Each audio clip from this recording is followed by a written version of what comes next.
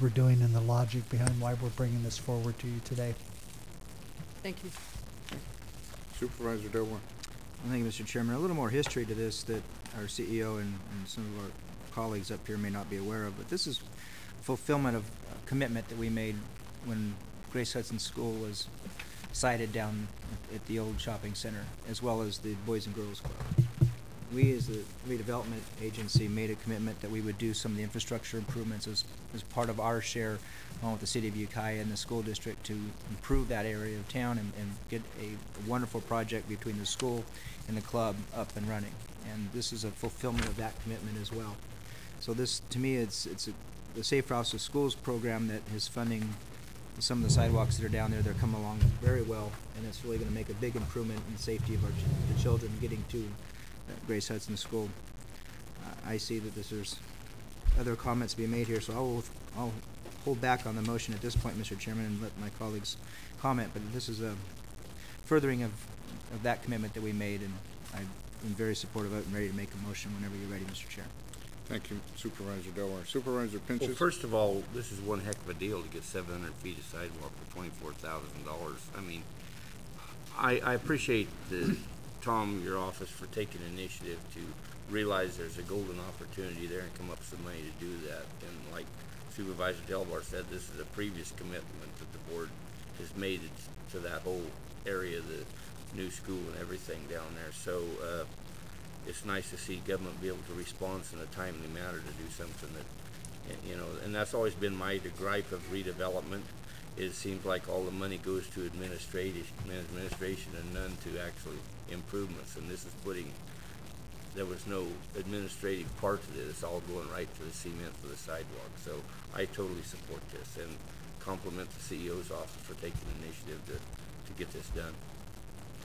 Thank you, Supervisor. Supervisor Colfax. Well, I think Supervisor Delbar put his finger on it. I would just say that I support this.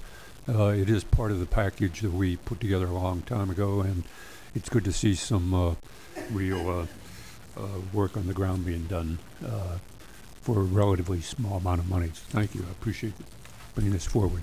Thank you, Supervisor. Back to Supervisor Delbar. Well, then, Mr. Chairman, I'd make the recommended motion. Second. We're starting to act like Sacramento more and more here. So it has been moved and seconded to approve this item for the redevelopment agency. Any further discussion? Supervisor Colfax? Okay. Members of the public wishing to speak to this item? Okay. Seeing no one step forward, call for the vote. All those in favor of this item signify. Aye. All those opposed? Okay. And to the clerk, did you get the second? There was kind of simultaneous there. I have Supervisor Smith as the second on that. Okay. Thank you very much. So it does pass unanimously, 5-0. We have 4 minutes before the timed item. Any suggestions? You want to do consent 5?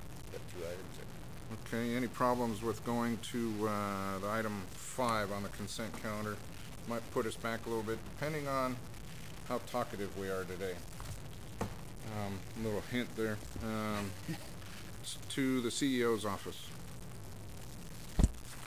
Thank you. Item before you today was on your consent agenda.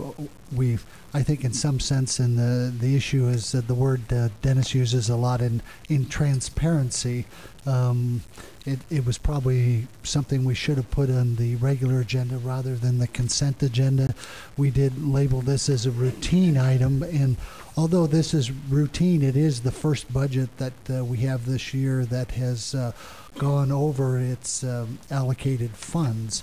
Our office has proposed taking money out of the promotional budget and salary savings from a vacant position, but it is a significant amount of money that the grand jury has gone over in its budget for a number of reasons, which the grand jury foreman has discussed with our office, notwithstanding a larger number of grand jury members coming from the coast over, which has driven up some of our costs. But our office doesn't treat the grand jury any differently than we treat any other county budget. We talk to the departments about why they've exceeded their budgets and what plans do they have in place to get them through the remainder of the year, and also what actions are they going to take for next year's budget, because as you all know, we are significantly challenged with funding for next year. The grand jury foreman has given us a number of suggestions, and I'll defer comment to him on specific plans the grand jury has to bring this budget into line both this year and next year. But I wanted your board to know that the process does work the same for all county departments, and that we do put a great deal of effort into discussions whenever we exceed an appropriation that the board gives us to work with for funding every year. So Dennis, if you wouldn't mind coming forward, if there's if you'd like to comment on how we're going to get through the remainder of the year and some suggestions for next year, I would appreciate it. Good morning, Dennis Scholes. Good morning. Grand jury's a little unique in that it has virtually no institutional memory, and that every 2 years mandatory the whole grand jury turns over. Usually half of it turns over every year. When the budgeting was done last year, I was not the foreman. I was on the grand jury, but was not part of the budgeting process, so to speak. The biggest expense is, as Tom has mentioned, is the coastal jurors. Last year, when I first went on the jury, we had 2 coastal jurors. The court likes to get as much representation as it can from the whole county. Historically, the coast has not been very well represented because, as you quite know, that it's a difficult thing to drive back and forth, back and forth, back and forth. It's a laborious exercise.